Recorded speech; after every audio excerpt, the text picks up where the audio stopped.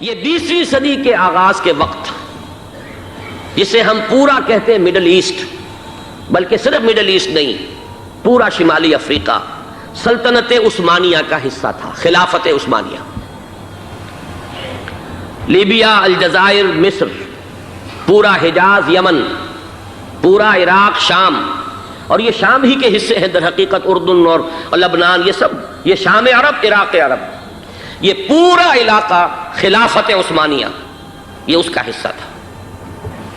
پہلی جنگ عظیم میں انگریزوں نے عربوں کو بغاوت پر آمادہ کیا، غداری پر آمادہ کیا، انہوں نے خلافت عثمانیہ کے خلاف بغاوت کی، بیج بوئے ان کے دلوں کے اندر نفرت کے، ابھارا انہیں کہ تم ترکوں کے غلام کیوں ہو، تمہیں خود حاکم ہونا چاہیے، تم کھڑے ہو جاؤ، ہم مدد کریں گے، تم بغاوت کرو، تم ان ترکوں کے خلاف ہماری مدد کرو، ہم تمہیں آزاد کر دیں گے، تم اپنے پاؤں پر خود کھڑے ہو جانا۔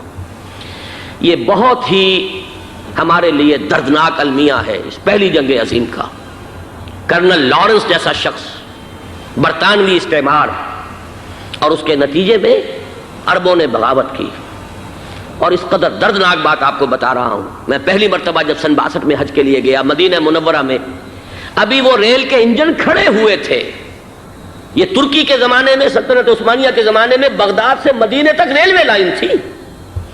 یہ پورا ایک عالم سلطنت عثمانیہ، صرف سلطنت نہیں، خلافت عثمانیہ، پوری ٹرینیں جو ہے ترکوں کی اڑائی گئی، ہزاروں ترکوں کو شہید کیا گیا، یہاں تک کہ صحن حرم میں شہید کیے گئے سینکڑوں ترک۔ یہ جرم تھوڑے نہیں ہے، معمولی نہیں ہے۔ آج جس کی سزا مل رہی ہے معلوم ہونا چاہیے کہ وہ جرائم کون کون سے تھے۔ اب بھی جو لوگ گئے ہیں انہوں نے دیکھا ہوگا ترکی کا قلعہ موجود ہے اوپر پہاڑی کے اوپر، حرم کا جو سب سے بڑا دروازہ ہے باب ملک عبدالعزیز، اس کے سامنے ایک لائبریری ہوتی تھی، اب تو غالباً وہ بھی گرا دی گئی ہے، اس کے پیچھے پہاڑی پر ترکوں کا قلعہ ہے پرانا، اس پر توپیں موجود تھیں۔ جب بغاوت ہوئی ہے، جو حرم میں آئے ہوئے تھے ترک فوجی، ظاہر بات ہے نہتے، وہ تو نماز پڑھنے آئے ہوئے تھے، ان کو وہاں ذبح کیا گیا ہے، اور ترکوں نے اپنی توپیں استعمال نہیں کی کہ کہیں بیت اللہ کو کوئی گدن نہ پہنچ جائے۔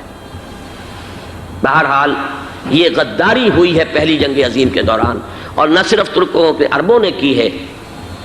جیسا کہ میں نے کہا تھا، دو ہیں سب سے بڑے مجرم روئے ارضی کے اوپر امت مسلمہ کے طبقات۔ ہمارا پنجابی سپاہی بھی جا کر انگریزوں کی مدد کر کے ایلن بی کو قبضہ جو لے کر دیا بغداد کا، اس میں ہمارے مسلمان پنجابی سپاہی بھی شامل تھے۔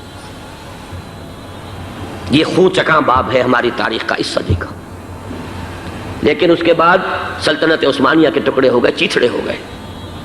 ایک انگریز نے لکھا ہے یہ جملہ، زہر میں بجھا ہوا جملہ، کہ تاریخ میں یہ بات ثبت ہو جائے گی کہ ایک انگریز نے اس سلطنت کے ٹکڑے کر دیے کہ جو عمر فاروق نے قائم کی تھی رضی اللہ تعالیٰ عنہ۔ یہ پورا عالم، یہ تمام علاقہ کس نے فتح کیا تھا؟ یہ بات ہاتھ بدل گئے تھے، پھر ترک آ گئے، خلافت عثمانیوں کے پاس چلی گئی، لیکن یہ سلطنت تو حضرت عمر رضی اللہ تعالیٰ عنہ کے زمانے سے چلی آ رہی تھی۔ اس کو ایک انگریز کرنل نے، اور اس نے بغاوت پہ آمادہ کر کے عربوں کو اور ترکوں کے پیٹھ میں چھرا ڈھپوا کر ان کے ذریعے سے اور ٹکڑے کر دیے۔ لیکن جب جنگ ختم ہوئی، اب انہوں نے کہا کہ اب ہمیں آزادی دیجیے، تو اب انہیں معلوم ہوا کہ غداروں کو دنیا میں کیا ملتا ہے۔ ٹکڑے کر دیے گئے۔ یہ حصہ عراق یہ انگریز کے پاس رہے گا، شام کا یہ علاقہ یہ فرانسیسیوں کے پاس رہے گا، مصر پر انگریزوں کا تسلط رہے گا، لیبیا اطالویوں کے پاس رہے گا، لے دے کر یہ جو علاقہ تھا حجاز، چونکہ وہاں کچھ تھا ہی نہیں، بے وادن غیر ذی زرع، یہ عربوں کے پاس چھوڑ دیا گیا۔ اس وقت جو بادشاہ ہیں شاہ حسین اردن کے، ان کے دادا سب سے بڑے غدار وہی تھے، لہذا ان کو اس علاقے کی بادشاہت دے دی گئی۔ اس کے بعد نجد سے ایک تحریک اٹھی ہے، وہ سعودی جو خاندان ہے وہ نجد سے اٹھا ہے۔ نجد میں اس وقت کچھ بھی نہیں تھا، وہ تو صرف ریت کے تودے تھے اور کچھ بھی نہیں، لہذا ادھر کسی استعماری قوت کو دیکھنے کی ضرورت ہی نہیں تھی۔ وہ تو بعد میں تیل برآمد ہوا اور اس کی حیثیت ہو گئی، اور یہ امارات کا علاقہ جو ہے اس کی دنیا میں اب گویا کہ یوں سمجھیے کہ جو سب سے زیادہ اہم علاقے ہو سکتے ہیں روئے ارضی کے نقشے پر، ان میں سے ایک وہ ہو گیا۔ لیکن یہ اس وقت کی بات میں کر رہا ہوں، کوئی حیثیت نہیں تھی، لہذا اس کو چھوڑ دیا گیا۔ یہ ہے تاریخی پس منظر، یہ لکیریں جو کھینچی گئی ہیں، یہ ایک ملت اسلامیہ کو جو قومیتوں میں تقسیم کیا گیا، پھر نعرے لگوائے گئے المصر للمصریین الشام للشامیین، اب شامی ایک علیحدہ قوم ہو چکے ہیں، مصری ایک علیحدہ قوم ہو چکے ہیں، عراقی ایک علیحدہ قوم ہو چکے ہیں. یہ ساری تقسیمیں استعمار کی پیدا کرنا ہے، اس کا کوئی تعلق اسلام کے ساتھ نہیں. اب ضرورت تو اس بات کی تھی کہ استعمار کے پنجے جب یہاں سے کچھ ہٹے، دوسری جنگ عظیم کے بعد ایک دور آیا، امریکہ ابھرا ہے دنیا کی عالمی سطح پر سیاست میں، اس کے ہاں کچھ آزادی کے تصورات تھے، اس نے بھی سپورٹ کیا. برطانیہ کمزور ہو چکا تھا، وہ اتنے بڑے علاقے کو اب ہولڈ نہیں کر سکتا تھا. ہندوستان بھی آزاد ہوا، پھر یہ کہ اور دوسرے علاقوں سے بھی اس کو پسپائی اختیار کرنی پڑی. استعمار کے پنجے جس طرح بھی ہوئے ان کے سینوں سے، عربوں کے سینوں سے جو ہے گویا کہ وہ ہٹے.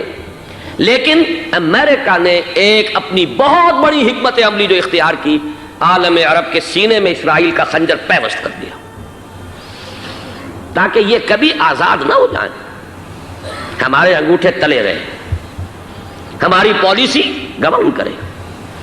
یہ استعمار کا دوسری جنگ عظیم کے بعد جہاں برطانوی استعمار، فرانسیسی استعمار رفتہ رفتہ یہ ہٹنے شروع ہوئے. صدر ناصر نے انگریزوں کو اٹھا کر پھینکا میڈیٹرینین میں اور دوسرے جگہوں سے. الجزائر نے آزادی حاصل کی فرانس سے، اطالویوں سے جو ہے لیبیا والوں نے آزادی حاصل کی، یہ ہو گیا. لیکن ایک خنجر پیوست کر دیا گیا اسرائیل کا سینہ عرب میں. اس صورتحال میں ظاہر بات ہے کہ ایک تو بڑی آئیڈیل پوزیشن تھی کہ پورا عالم اسلام متحد ہو، لیکن وہ تو بہت دور کا خواب معلوم ہوتا ہے. علامہ اقبال سے بڑا کوئی نقیب نہیں ہے ملت اسلامی کی وحدت کا. ایک ہو مسلم حرم کی پاسبانی کے لیے، نیل کے ساحل سے لے کر تا بخاک کاشغر. لیکن انہیں بھی اپنے لیکچرز میں کہنا پڑا کہ اس وقت جو صورتحال ہے پورے عالم اسلام کی ایک وحدت بن جانا تو تقریباً ناممکن نظر آ رہا ہے. اگر کسی طرح ایک common wealth of Muslim nations وجود میں آ جائے تو بھی بڑی کامیابی ہوگی. لیکن اس سے بھی پہلے یہ تو زیادہ آسان تھا کہ عالم عرب ایک وحدت کی شکل اختیار کر لے. یہ تو ایک قوم ہے، اکثر و بیشتر ایک نسل یا زیادہ دو نسلیں کہتی تھے. شمالی افریقہ میں بربر نسل بھی ہے، باقی تو سب عرب ہے. یہ پورا عالم ایک نسل، ایک زبان، پورے اتنے رقبے کے اوپر بولے جانے والی ایک زبان، یہ تو ایک ہو جائے. افسوس یہ ہے کہ اس کا ایک ہو جانا، ایک شخصیت ابھری تھی جو مذہبی مزاج کی شخصیت تھی، جو دینی مزاج کی حامل شخصیت تھی. اگر اس کی قیادت میں عالم عرب متحد ہو جاتا تو واقعتاً ایک بہت بڑا جو ہے مرحلہ وہ طے ہو جاتا پوری عالمی ملت اسلامیہ کی ایک وحدت اختیار کرنے کا. وہ شخصیت تھی شاہ فیصل شہید کی. اور اس لفظ کے ساتھ ہی آپ کے ذہن میں آ گیا ہوگا کیوں انہیں شہید کر دیا گیا، کس نے کیا کرایا، کہاں سے تعلیم حاصل کر کے آیا تھا وہ جس نے شہید کیا شاہ فیصل شہید کو. اس کی گردن پر کون سوار تھی، وہ یہودی لڑکی کے جس کے فوٹو بھی شائع ہوئے، ایک گردن پر اٹھائے کھڑا ہوا شہزادہ اپنی ایک یہودی دوست کو، لڑکی کو. اور وہی ہے کہ جس نے جا کر پستول سے شہید کیا ہے. جان میں اچھی طرح جان لیجئے، جیسے بارہا میں نے عرض کیا ہے کہ حضرت عمر کو شہید کرنے والا کہنے کو ابو لولو فیروز تھا، لیکن اس کے پیچھے پورا ایرانی نسل پرستی کا جو پورا پس منظر ہے، اسے تو ہر شخص جس کی ذرا بھی نگاہ جو ہے جو صرف منظر کو نہ دیکھ رہی ہو، پس منظر کو بھی دیکھنے والی ہو، وہ تو جان لے گی کہ ابو لولو فیروز ایک فرد کا نام نہیں تھا، وہ ایران کا انتقام تھا عالم عرب سے. بالکل اسی طریقے سے یہ امریکی استعمار کا ہتھ کنڈا تھا، اسے محسوس ہوا.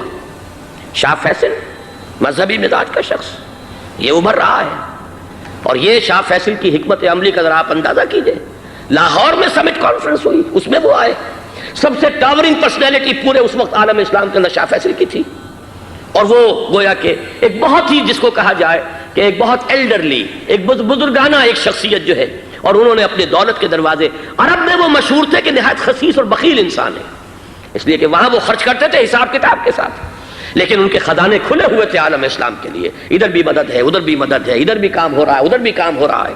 پھر انہوں نے تیل کا ہتھیار استعمال کر کے ایک دفعہ امریکہ کو دن میں تارے دکھا دیے تھے. لہذا ان کا ہٹایا جانا سین سے یہ امریکی استعمار کے لیے لازم تھا.